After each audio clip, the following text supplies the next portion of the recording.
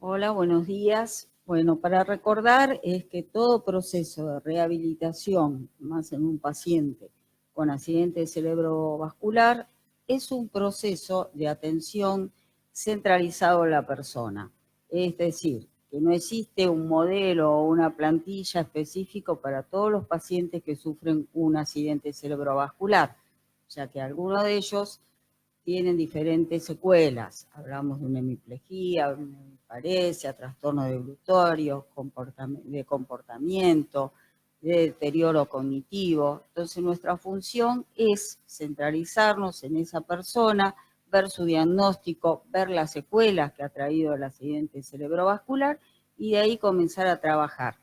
En este proceso de rehabilitación hay 3 patas que son fundamentales. La primera es el paciente, la segunda es el equipo multidisciplinario e interdisciplinario que interviene en la rehabilitación y la tercera es la familia.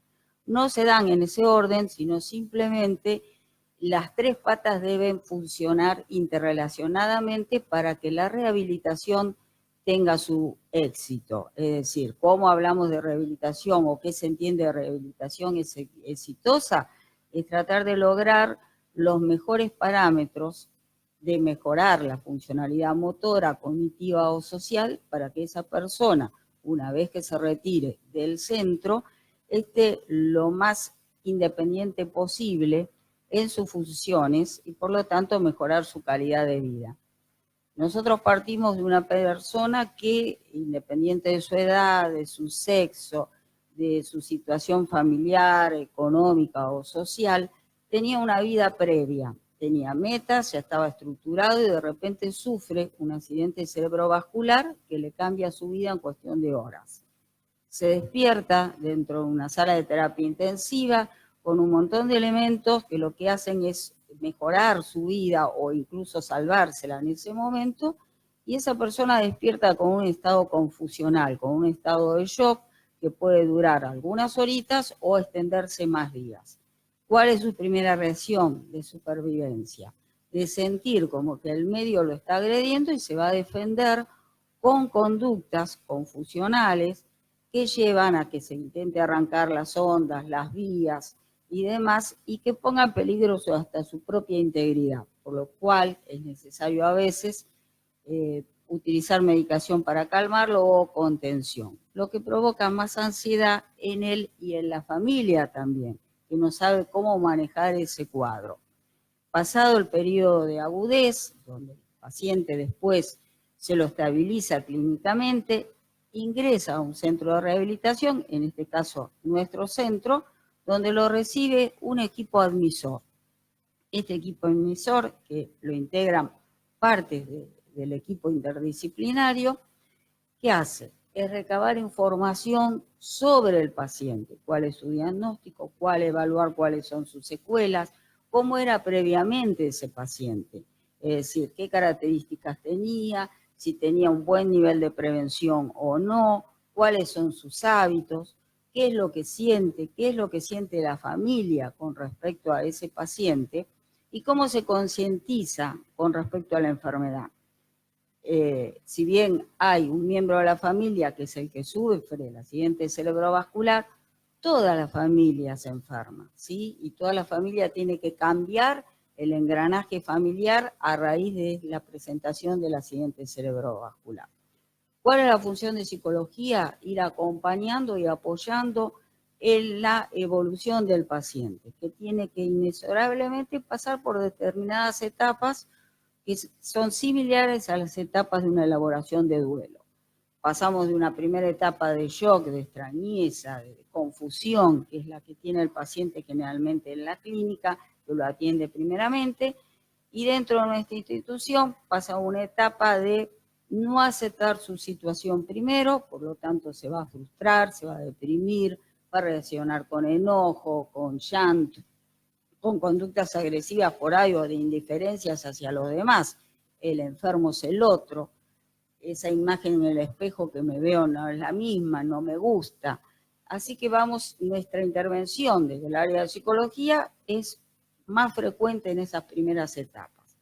Cuando el paciente empieza a aceptar ese cuerpo que no le gusta, pero que tiene las herramientas que le brinda el equipo para poderlas modificar, llegamos a una etapa de concientización, de poder aceptar de que estoy enfermo y que no me gusta este cuerpo, sino que tengo que empezar a luchar y a trabajar.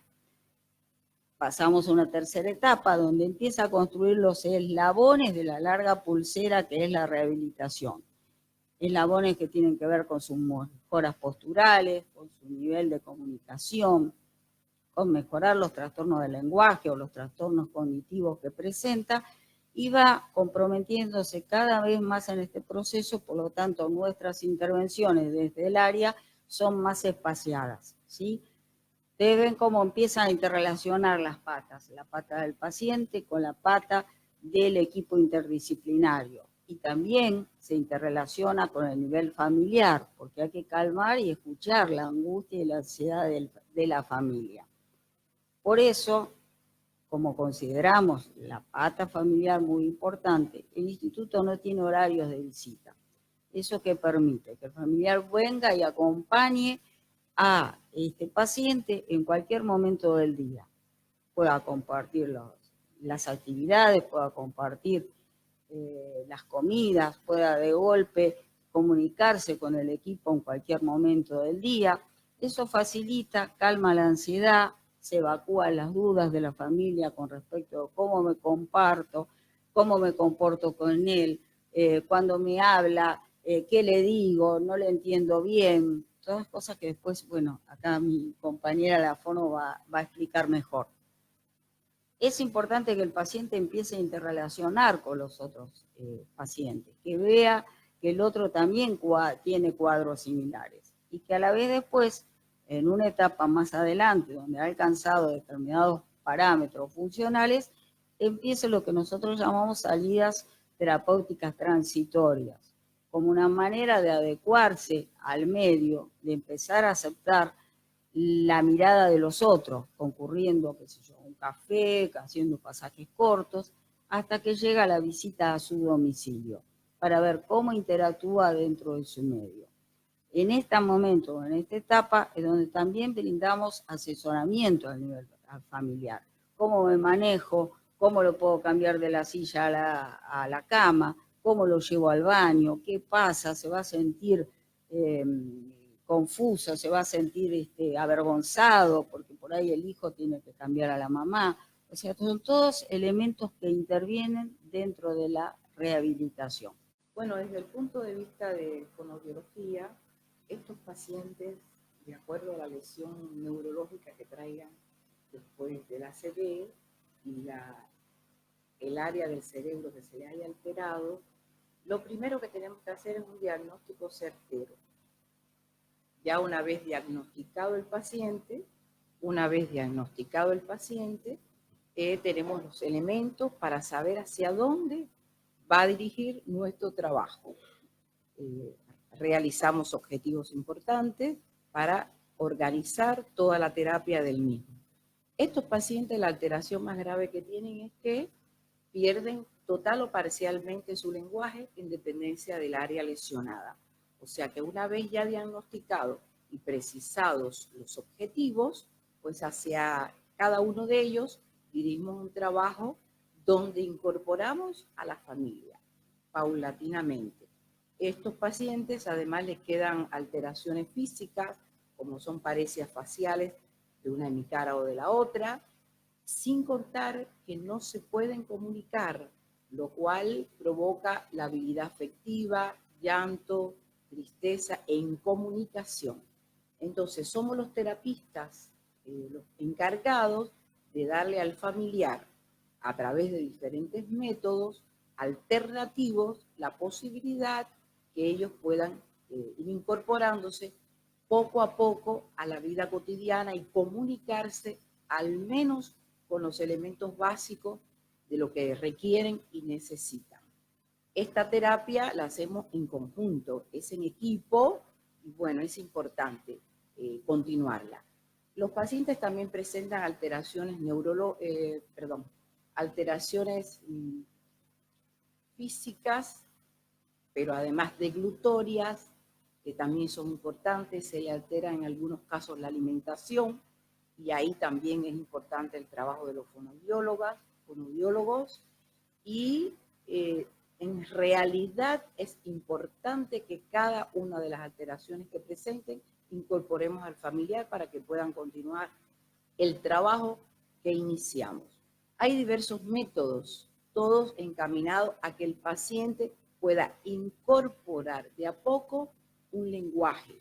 Estos pacientes presentan parafasias literales, agnosias, anomias, y cada uno de esos elementos, en dependencia de la profundidad que haya alterado, cada uno de nosotros con diferentes métodos va a tratar de que ellos vayan incorporándose a la vida cotidiana. Lo más importante es que el paciente vaya logrando la comunicación verbal, la lectoescritura y la relación con todas las personas que lo rodean y que puede incorporarse paulatinamente a la vida cotidiana.